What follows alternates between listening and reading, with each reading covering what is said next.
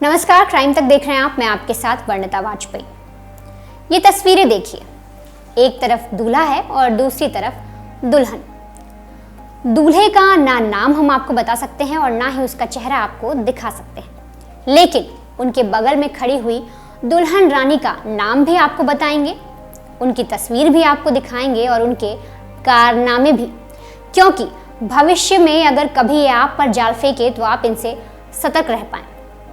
इनके कारनामे की बात मैंने इसलिए कही क्योंकि जब गूगल पर हमने इनके बारे में पढ़ा, एक नाम लिखा रीता चौहान गुवाहाटी, तो हमारे सामने कुछ ऐसा आया जिसे देखने के बाद हमारे पैरों तले जमीन खिसक गई। एक तरफ ये दुल्हन बनकर खड़ी हैं और दूसरी तरफ इनके बारे में जब पता लगाया गया, इनके बारे में जब गूगल पर सर्च किया गया तो ऐसी चीज़ें आई। ये दुल्हन तो बाद में है, ये मैडम उससे पहले चोर हैं, एक डकैत हैं, एक स्मगलर हैं, और यही बात इनके दूल्हे मियाँ को भी पता लग गई। तो सोचिए उस पर क्या बीती होगी। इस पूरे किस्से की, इस पूरी कहानी की शुरुआत होती है आज से 6 महीने पहले। 6 महीने पहले रीता नाम की महिला इस आदमी से, जो तस्वीरों में दिख रहा है, इससे मुलाकात होती है मैट्रिमोनियल साइट पर। दोनों एक दूसरे की तस्वीर देखते हैं। जो लड़का है, जो आदमी है, वो इसे देखता है, पसंद भी करता है चेहरे से, क्योंकि इसने इस तरीके की फ़ोटो लगा रखी थी। फिर इनमें बातचीत होती है। साथ ही जो महिला है, जो ये दुल्हन बनी हुई खड़ी हुई है इस वक्त, इसने अपना प्रोफाइल पर नाम लिखा रीता दास, और ये भी मेंशन किया कि एक डाइवोर्सी है। अब जो आदमी है वो इससे पूछता है इसके बारे में कि तुम मुझे अपने बैकग्राउंड के बारे में बताओ, फिर हम आगे अपने फ्यूचर के बारे में सोचते हैं कि हम शादी कर सकते हैं या नहीं। इस पर ये रीता बताती है कि मैं डाइवोर्सी हूँ, लेकिन मैं अपने पति को जानती नहीं हूँ। अब जो आदमी है वो कहता है कि अगर तुम डाइवोर्सी हो तो मुझे एक ऐसा प्रूफ दो जिससे मैं तसल्ली कर पाऊँ कि हाँ तुम्हारा तलाक हो गया है। अब महिला कहती है कि मैं अपने पति को जानती नहीं हूँ, जो मेरी शादी है वो ग्राम पंचायत जो कराया करती थी बचपन में, उस तरीके की शादी है ना। मैंने अपने हस्बैंड को कभी देखा, मुझे तो पता ही नहीं कि क्या शादी और कैसे हो गई। मेरे पास कोई दस्तावेज नहीं है, इसलिए मैं तो अपनी माँ के साथ रहती हूँ। अब किसी तरीके से जो ये महिला है, ये लड़की को, मतलब इस आदमी को फंसाने की कोशिश करती है, उससे अच्छी अच्छी बातें करती है और भरोसा जीतने की कोशिश करती है, और ये रीता उसमें कामयाब भी होती है। ये उस आदमी का भरोसा जीतती है, दोनों के बीच अच्छी खासी बॉन्डिंग हो जाती है, और आदमी कहता है कि ठीक है, अब हम शादी कर लेते हैं, हमें यहाँ पर बात करते हुए काफ़ी समय हो गया। इसी के सिलसिले में वो जो ये रीता है, ये गुवाहाटी में रहा करती थी, वहाँ से अहमदाबाद आती है, क्योंकि जो ये आदमी है ये अहमदाबाद का है। यहाँ ये लोग शादी करते हैं, दोनों की शादी हो जाती है। कुछ दिन तक सब कुछ ठीक चलता है। अब कुछ दिन बाद रीता उसे बोलती है कि मुझे दरअसल गुवाहाटी जाना है, वहाँ पर ज़मीन का कुछ मसला फंसा हुआ है इसी सिलसिले में। अब ये वहाँ से अपने घर से चली जाती है। कुछ दिन तक ये जो आदमी है, जो आप तस्वीरों में देख रहे हैं, यानी कि रीता के जो दूल्हा हैं, उसकी लगातार महिला से बात होती रहती है, दोनों आपस में बातचीत करते रहते हैं। लेकिन एक रोज़ जो रीता है उसका कोई कॉल नहीं आता। अब जब कॉल नहीं आता तो ये आदमी और परेशान हो जाता है। लेकिन 2 दिन ही बीतते हैं कि अचानक एक वकील का फ़ोन आता है इस आदमी के पास। वो कहता है कि रीता नाम की एक महिला पुलिस की हिरासत में है, उसे ज़मानत पर रिहा कराना है, तो 1 लाख रुपए चाहिए, और जो ये महिला है इसने आपका नाम बताया है, इसलिए हमने आपको कॉल किया है। अब वो आदमी सोचता है कि मेरी बीवी, जिससे अभी मेरी शादी हुई है, नई हमारी शादी हुई है, वो फंस गई है, और उसे ये भी लगता है कि ज़मीन के सिलसिले में, हो ना हो जो मेरी बीवी है, जो रीता है, वो किसी ज़मीन के सिलसिले में ही फंस गई होगी। तो वो किसी तरीके से जुगत लगाता है, 1 लाख रुपए इकट्ठा करता है और तुरंत भेजता है रीता के अकाउंट में। और उसके बाद वो वकील से ये भी कहता है कि आप जो भी लीगल डॉक्यूमेंट्स होंगे वो इस एड्रेस पर भेज दीजिएगा। अब कुछ दिन बाद जो लीगल डॉक्यूमेंट्स हैं वो सारे इस एड्रेस पर आते हैं, यानी उस आदमी के पास आते हैं। अब जैसे ही वो लीगल डॉक्यूमेंट्स देखता है, उसके होश उड़ जाते हैं, क्योंकि लीगल डॉक्यूमेंट्स में जो रीता है उसका नाम रीता दास नहीं बल्कि रीता चौहान लिखा हुआ था। अब जैसे ही ये देखता है कि रीता चौहान नाम, तो वो सोचता है कि आखिर चौहान कैसे लगा हुआ है, क्योंकि शादी से पहले तो ये दास थी। अब और सोचने की कोशिश करता है, तो ये आदमी सोचता है कि हो ना हो पहले पति का कनेक्शन कुछ ना कुछ ज़रूर है। इसके लिए वो रीता से बात करने की कोशिश करता है। वो कॉल करता है, उससे पूछता है कि ये चौहान नाम का क्या मसला है, तुम्हारे नाम के पीछे चौहान क्यों लगा है? तुम तो, जो तुम्हारी प्रोफाइल थी मैट्रिमोनी साइट पे, उस पर तुमने रीता दास लिखा था, मैंने तो तुमसे शादी की, रीता चौहान, और डॉक्यूमेंट में ये सब क्यों लिखा हुआ है? महिला थोड़ा आनाकानी करती है। आदमी फिर पूछने की कोशिश करता है, फ़ोन काट देती है। कई बार वो कॉल करता है, लेकिन महिला कॉल नहीं उठाती। अब लगातार कॉल करने के बाद ये जो रीता है, ये उसका जो नंबर है वो ब्लॉक कर देती है। अब जैसे ही नंबर ब्लॉक होता है, इस आदमी का माथा ठनक जाता है। ये सोचता है कि हो ना हो मेरे साथ कोई फ्रॉड तो नहीं हो गया। आखिर इतनी भी क्या मजबूरी हो गई कि ये मुझे ये चीज़ नहीं बता रही कि मैं इसके नाम के पीछे रीता चौहान क्यों लगा है। अगर कोई ऐसी चीज़ है, हस्बैंड का ही मसला है, तो मुझे आराम से बता दे, लेकिन इसने नंबर क्यों ब्लॉक किया। इसके बाद ये आदमी रीता चौहान गुवाहाटी लिखकर गूगल पर सर्च करता है, यानी यही कीवर्ड जो हमने आपको पहले बताया, रीता चौहान गुवाहाटी, ये जब गूगल पर डालता है तो जो जो चीज़ें सामने आती हैं उसे देखकर इसके भी होश उड़ जाते हैं।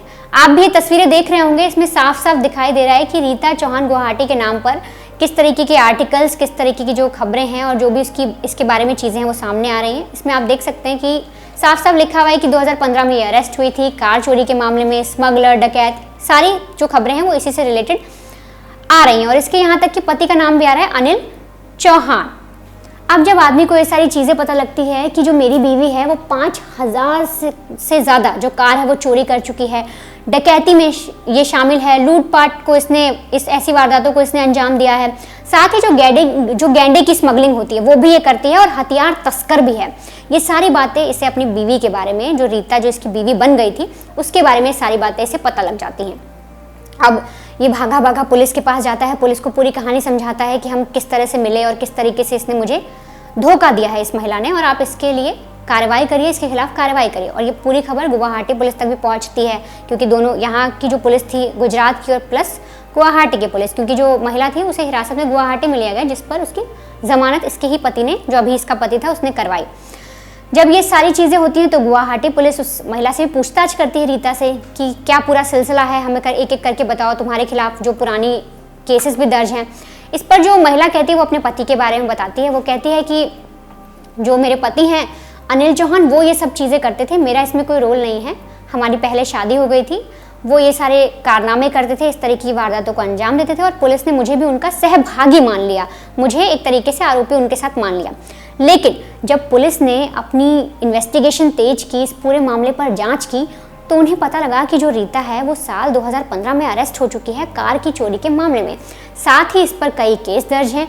इसके अलावा साल 2015 में एक BMW असम की विधानसभा से चोरी हुई थी, उसको चोरी कराने में भी रीता का हाथ था। जब पुलिस पता करती है तो पुलिस को पता लगता है, जैसे कि मैंने आपको बताया कि इसके पति का नाम अनिल चौहान है, ये पुलिस को पता लगता है। साथ ही पता लगता है कि जो इसका हस्बैंड था पहले वाला अनिल, वो ऑटो चलाता था। फिर साल 1990 के दौरान उसकी मुलाकात एक गिरोह से होती है जो इस तरीके की चोरी की वारदातों को अंजाम देते हैं, खासकर दिल्ली में। इसी के सिलसिले में वो साल 2090 में ही दिल्ली आकर एक कार चुराता है, मारुति 800, और वहाँ से ये सिलसिला बढ़ता जाता है। इसके बाद ये कार चुराना शुरू करता है, डकैती, लूटपाट, यहाँ तक कि हत्या का केस भी पुलिस के मुताबिक ये चीज़ भी सामने आई है। और फिर जब ये शादी वगैरह करता है तो अपनी बीवी यानी कि रीता चौहान को भी इसमें शामिल कर लेता है। दोनों मिलकर इस तरीके की वारदातों को अंजाम देते हैं, और अब तक ये लोग 5000 से ज़्यादा कारों की चोरी कर चुके हैं, स्मगलिंग कर चुके हैं, हथियार की तस्करी भी कर चुके हैं। ये सारी चीज़ें पुलिस को एक एक कर पता लगती हैं। और उसके बाद पुलिस को ये भी पता लगता है कि साल 2015 में एक बार जो रीता है उसने अपने हस्बैंड को एक पास दिलवाया था असम विधानसभा का, क्योंकि असम विधानसभा में उसका कोई जानकार था, वो काम करता था, उससे वो दोस्ती यारी करती है। फिर उससे एक पास मांगती है कि मेरे हस्बैंड को ज़रा विधानसभा देखनी है, एक पास किसी तरीके से आप अरेंज करवा दीजिए। पास मिलता भी है। अब जैसे ही पास मिलता है वो अपने हस्बैंड को देती है, और वहाँ से जो ये रीता है वो अपने पति के साथ मिलकर BMW को चोरी कर लेती है, जिस सिलसिले में ये जेल भी जा चुकी थी। अब ये पूरी कहानी पुलिस को पता लग जाती है। फिर कड़ी से कड़ी जब मिलती है तो सारी कहानी साफ हो जाती है। जो रीता का पति है, यानी कि जो पीड़ित है, जो इस वक्त पुलिस स्टेशन में गया, पूरी शिकायत की उसके खिलाफ, उसे भी ये सारी चीज़ें समझ में आ जाती हैं।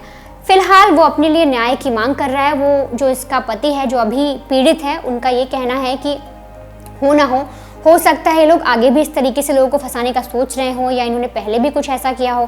साथ ही जो अभी रीता का पति है, यानी कि जो आप तस्वीर देख रहे हैं, जो दूल्हा बना हुआ है, उसका ये भी कहना है कि मैंने अपनी बीवी के खिलाफ नामदार परिवार न्यायालय के मुताबिक एक नल एंड वाइड पिटीशन डाली है। इसमें ऐसा होता है, अगर मैं आपको साफ शब्दों में समझाऊं तो, कि अगर किसी की शादी होती है और शादी में कोई कुछ छुपा लेता है, सामने वाली पार्टी या जो भी आपका पार्टनर है वो आपसे कुछ छुपाता है अपने बारे में, जैसे कि रीता ने यहाँ पर अपनी पहली शादी छुपाई और बहुत सारी चीज़ें छुपाई कि उसके खिलाफ आपराधिक मामले भी दर्ज हैं। तो ये सब चीज़ें कोई छुपाता है, आपसे धोखा करता है, आपके खिलाफ कोई साजिश रचने की कोशिश करता है, तो आपकी जो शादी हुई होती है उसे रद्द कर दिया जाता है। तो फिलहाल जो पीड़ित है वो भी इस चीज़ की मांग कर रहा है कि जो रीता दास यानी रीता चौहान जो थी, उसने जो रीता दास बनकर उस आदमी से शादी की वो रद्द कर दी जाए, उसे कोई मान्यता ना मिले। साथ ही जो शख्स है, जो पीड़ित है, उसका ये भी कहना है कि इन दोनों के खिलाफ, यानी कि उसका अनिल चौहान और जो उसकी बीवी है रीता चौहान, इन दोनों के खिलाफ वो ऑर्गेनाइज्ड क्राइम सिंडिकेट, यानी कि इसका मतलब ये हुआ कि उसके तहत जो शख्स है, जो पीड़ित है, उसे ये लग रहा है कि ये दोनों एक तरीके से एक क्राइम सिंडिकेट चला रहे हैं, एक पूरी साजिश रचते हैं लोगों को फंसाने के लिए, और हो ना हो इन्होंने पहले भी किसी को इसके तहत फंसाया है और आगे भी ये किसी को फंसा सकते हैं। तो ऑर्गेनाइज क्राइम के तहत ये इनके खिलाफ केस दर्ज कराना चाहता है ताकि आगे ना ये किसी को फंसा सके और पुलिस रिकॉर्ड में ये चीज़ सामने रहे और पुलिस रिकॉर्ड में ये चीज़ पता रहे पुलिस को भी, और एक तरीके से केस दर्ज रहे कि हाँ, ये दोनों हस्बैंड वाइफ मिलकर लोगों को फंसाते हैं और अपने जाल में फंसाने के बाद उनका गलत इस्तेमाल भी करते हैं।